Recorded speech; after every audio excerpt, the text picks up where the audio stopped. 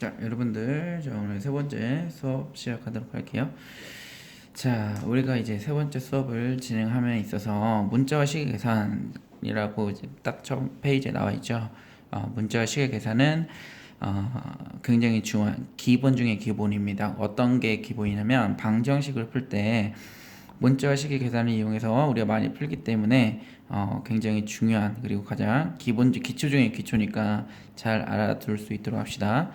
자, 처음에 이제 문자와 사용이라고 나와 있어요. 그죠? 문자를 사용하면 수량 사이의 관계를 간단히 나타낼 수 있다라고 나와 있고, 그다음에 문제의 뜻을 파악해서 규칙을 찾는 게 굉장히 중요합니다. 알겠죠? 문자를 사용했을 때 규칙을 찾는 거 굉장히 중요하다라는 거. 그다음에 그 규칙에 맞게끔 문자를 사용해서 식으로 나타낸다라는 거. 700원짜리 볼펜 X자리의 값. 볼펜 한 자리의 값은 700 곱하기 1원인 거죠. 다음 두 자리는 700 곱하기 2. 그러면 X자루는 700 곱하기 X1이 될 거라는 걸 알 수 있겠습니다. 그죠? 그 다음에 문자를 사용한 식을 간단히 나타내기라고 나와 있어. 그러면 첫 번째 수를 문자 앞에 쓰는 경우인 거죠. a 곱하기 3은 3a. 그죠? a 곱하기 마이너스 5는 마이너스 5a 이렇게 나타내는 경우. 그 다음에 알파벳이 나와 있는 경우는 알파벳 순서대로 쓰는 거. 그 다음에 같은 문자가 곱해져 있는 경우는 그 문자의 거듭 제곱으로 나타낸다라는 것까지 문자를 사용해서 식을 간단하게 나타내는 방법. 이거는 뭘 생략하는 경우? 곱셈을 생략하는 경우죠. 그 다음에 이번에는 어떤 경우? 나눗셈을 생략하는 경우로 보자 이거지. 나눗셈의 생략은 어떻게? 무슨 꼴? 분쇄꼴로 나타내면 된다라는 거. 이거는 뭐 별로 어려운 내용 아니니까. 자, 이렇게 하면 될 것 같고요. 그 다음에 뒷페이지로 넘어갑시다. 자, 뒷페이지는 이제 식의 값이라고 나오죠. 그죠? 식의 값이라는 것은 여기 이제 처음에 딱 나오면 대입을 한다. 문자를 사용한 식에서 아까 우리 문자를 사용했었죠. 그래서 식을 만들었고 거기다가 문자 대신에 뭘 넣는다? 숫자를 넣어서 뭘 찾는 거야? 식의 값을 찾는 겁니다. 자, 오른쪽 박스를 보니까 어떻게 돼 있어? 식이라는 거 우리가 3x 플러스 5라는 식을 구했다 이거야. 그런데 x가 2일 때에 뭘 찾아보자? 값을 찾아보자 라는 걸 의미하는 거야. 그럼 x에다 2를 넣었어. 그럼 어디로 가야 돼? x에다가 2를 넣어야 되겠지. 그러니까 3 곱하기 2가 되겠고 플러스 5니까 6 플러스 5 11이 된다라는 거. x가 2일 때 그 값이 몇이라는 거지? 11이라는 것을 알 수 있겠습니다. 그죠? 이게 뭐야? 식의 값을 찾는 과정이 된다라는 거. 이걸 왜 하느냐? 왜 하느냐면 1차 방정식을 풀기 위해서. 그러면 1차 방정식을 풀어야 되는데 1차 방정식을 알려면 뭘 알아야 돼? 1차 식을 알아야 돼. 그러니까 그 밑에 뭐라고 나와 있어요? 1차 식이 나와 있죠? 1차 식과 그 계산이 방금 우리가 문자를 이용해서 식을 세우고 그 식에다가 값을 대입해서 값을 구하는 거. 그 계산이 그게 되는 거야. 그러면은 식을 어떻게 1차 식을 구하는 과정을 알아야 되겠죠? 1번 보면 뭐라 나와 있어? 다항식 나와 있어. 그러면 그거에 나와 있는 다항식에는 뭐가 있다? 항이 존재할 거고 그 항에 곱해지는 숫자가 개수라는 것들이 존재한다라는 거. 그래서 항이라는 것은 이렇게 이루어진 식, 수 또는 문자의 곱으로만 이루어진 식이라고 하는 거고 상수항은 숫자로만 이루어진 항. 그 다음에 개수는 문자 앞에 곱해져 있는 수를 우리가 개수라고 하죠. 자, 오른쪽 이 박스 한번 봅시다. 이 보면 우리가 그거에 대한 정보를 다 알 수 있다라는 거야. 자, 7x 플러스 괄호하고 마이너스 3y 괄호 닫고 플러스 5. 그럼 항이 어떻게 되는 거야? 7x 마이너스 3y 플러스 5. 얘네들이 세 개가 항이 되겠죠. 그 다음에 여기 x 7x가 돼 있는데 결국 뭐야? x의 개수니까 7이 x의 개수가 되는 거고 y의 개수는 3인 거죠. 당연히 여기는 괄호까지 친절하게 써줬기도 3이라고 안 하겠지만 뭐가 되는 거야? 마이너스 3이 되는 거야. 알겠니? 보호 조심해야 된다. 그 다음에 상수항은 플러스 5 그냥 5라고 되겠지. 이렇게 우리가 다항식에 대한 정보를 정확히 알아야 된다라는 거. 그 다음에 단항식과 이제 다항식이 나오면 단항식과 다항식의 차이는 뭐죠? 다항식은 항이 많은 거. 단항식은 항이 한 개. 알겠죠? 다항식은 그러니까 두 개 이상이 되겠죠?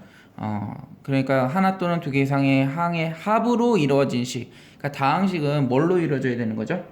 합 또는 차 또는 합 또는 차로 이루어져 있는 식을 우리가 다항식이라고. 단항식은 그럼 뭘로 이루어져 있을까요?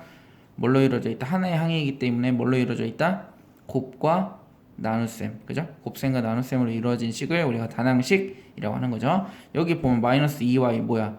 마이너스 2 곱하기 y로 연결되어 있잖아, 그지? 다음에 1차 식이라는 거에 대해서 알아봅시다. 그러면 항의 차수 항에 포함되어 있는 어떤 문자에 곱해진 개수를 우리가 항의 차수라고 한다 이거지. 자, 2x의 세제곱은 어떻게 쓸 수 있냐면 2 곱하기 x 곱하기 x 곱하기 x. 그지? 그럼 x가 몇 개 곱해져 있는 거야? 3개. 그러니까 차수는 3. 자, 그런데 이제 우리는 다항식의 차수도 알아야 된다라는 거야.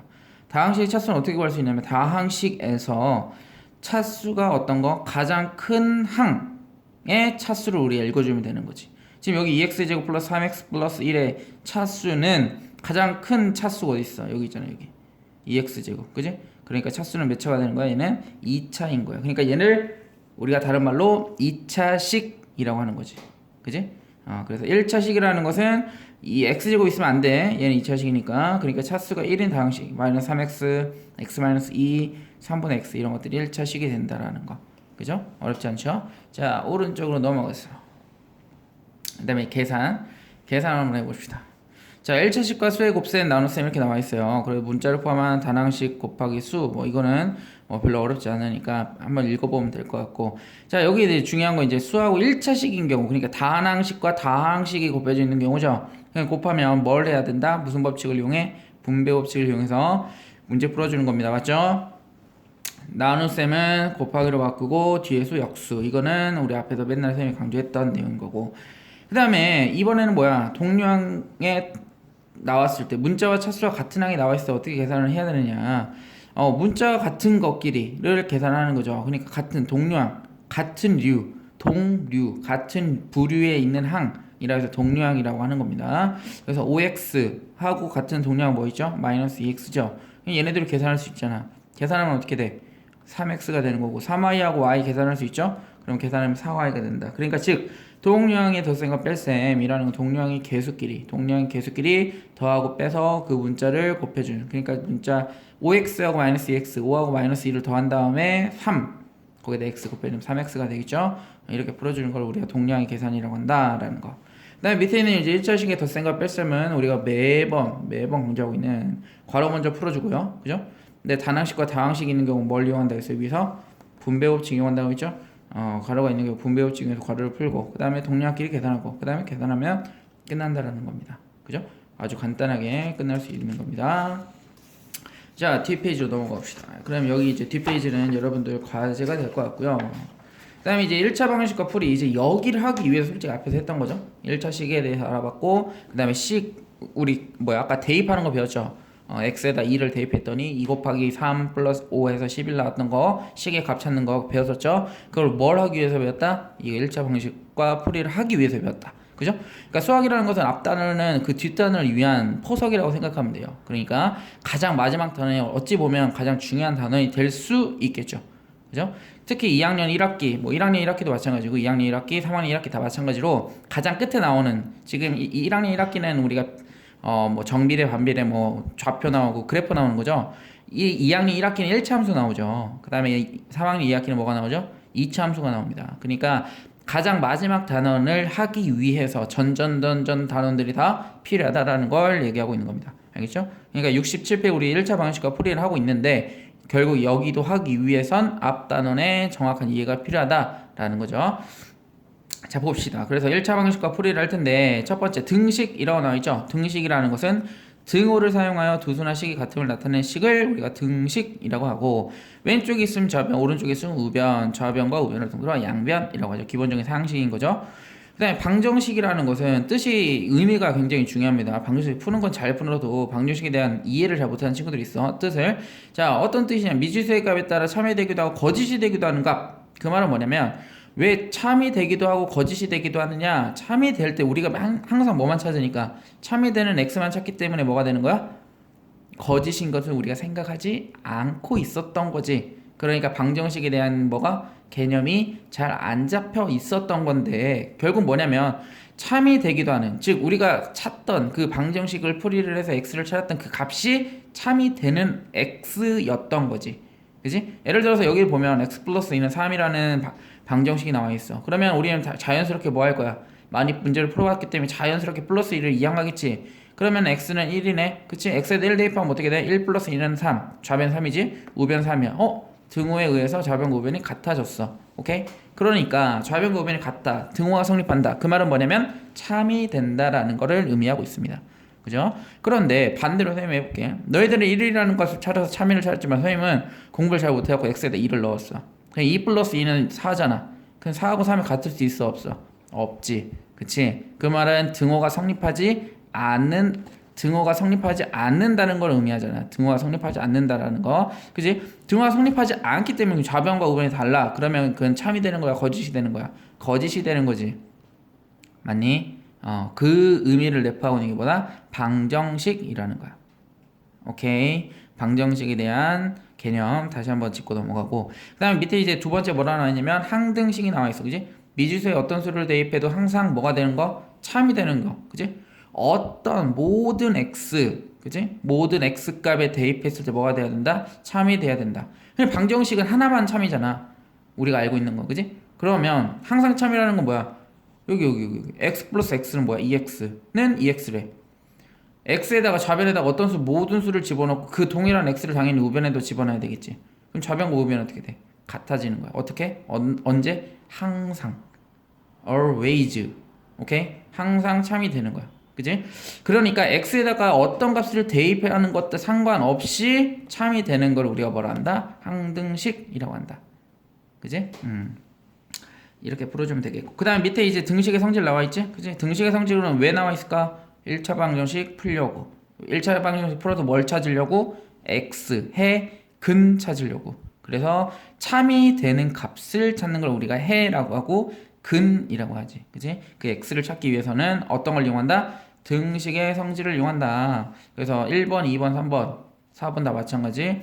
더하여도 빼여도 곱하여도 나누어도 등식은 뭐하다? 성립하는데 뭐하는 경우? 같은 수를 더하고 빼고 곱하고 나눠야 된다는 거. 이건 당연히 너무 상식인 거지, 그지? 이렇게 우리가 더하고 빼고 곱하고 나눠서 등식의 성질을 이용해서 1차 방정식을 풀이하는 것까지 하면 기본적인 게 되겠고, 그 다음에 이제 뒷페이지 넘어가면 이제 본격적으로 1차 방식을 풀이하는 걸 어떻게 하는지 알려주는 거야. 자, 앞에서는 이제 등식의 성질을 이용한 건데 그거를 이제 조금 더 간편하게 하는 걸 이항이라고 하지. 왜? 이항이라는 건 등식이 한 변에 있는 항을 부호로 바꿔 다르면 옮기는 거라고 했는데 등식의 성질을 이용하는 것보다 이항이 뭐하니까? 효율적이고 빠르니까, 그리고 간편하기 때문에 1차 방식을 풀이를 할 때는 뭘 이용한다? 이항이라는 걸 하는데, 이항은 뭐야? 항을 바꾸는 걸 이항이라고 하지. 그래서 여기 x-2는 1이라고 여기 나와 보이니? x-2는 1이라는 식이 나와 있는데 뭐 해야 돼? 우리는 x 구해야 되지. 그러니까 마이너스 2가 필요 없잖아. 어떻게? 이항해버려. 우변으로. 그러면 부호가 마이너스에서 뭐로 바뀐 거야? 플러스. 숫자는 그대로. 그지? 그러니까 따라서 x는 1 플러스 2니까 x는 몇이 되는 거야? 3이 되겠지? 오케이. 이렇게 풀어주는 거. 우리 이 이항을 이용한 1차 방식의 풀이라고 하면 된다라는 거. 그지? 앞에서 막 예를 들어서 우리 등식의 성질을 이용해야 돼. 그럼 뭐 해야 돼? 양변에 2를 더해야 되지. 그러면 여기다 2 더하면 어떻게 돼? 마이너스 2 더하기 2 하면 뭐야? 0. 그러면 좌변엔 뭐만 남아? x. 그지? 그래서 1 플러스 2 한 3. 답이 똑같아. 근데 훨씬 더 어떻게 돼? 간편해졌지? 플러스 2하고 플러스 2 더하고 한 번 더 쓰고 0 쓰고 1 플러스 2. 그러면 이렇게 한번 나와야 되는 거잖아. 그지? 그러니까 효율적으로 더 빠르고 더 간편하게 실수를 줄이기 위해서는 이 항을 이용해서 문제를 풀어주면 된다라는 거야. 오케이? 그 다음 1차 방식의 가장 기본적인 풀이 방법이 나와 있지? 맨 처음에 뭐 해야 돼? 괄호 풀어줘야 되겠지? 그 다음에 뭐 하는 거야? 이항을 하고, 어떤 꼴로 만들어주기 위해서? 이 꼴. AX는 B의 꼴. 그 말은 뭐냐면, X를 가지고 있는 항들은 다 좌변. X가 없는 것들은 다 어디로? 우변으로 이항하면 이 꼴로 만들어질 수 있겠죠. 그렇지? 그러면 AX는 B는 이런 식의 꼴이 나오면 양변을 뭘로 나눠줘? A로 나눠주거나, 또는 양변을 뭘 곱해줘? A분의 1을 곱하는, 똑같은 얘기인 거야. 곱하기 A분의 1이랑 나누기 A랑 곱하기 A분의 1을 해서 구하게 되면 X는 A분의 B라는 값을 우리가 구할 수 있다라는 걸 알 수 있겠죠. 자, 여기 예시 한번 볼까? 예시의 3의 괄호 x-2는 x 플러스 4. 맨 처음에 괄호 해야 되니까 뭐 해야 돼? 분배 법칙. 그러면 3x 마이너스 6. 그지?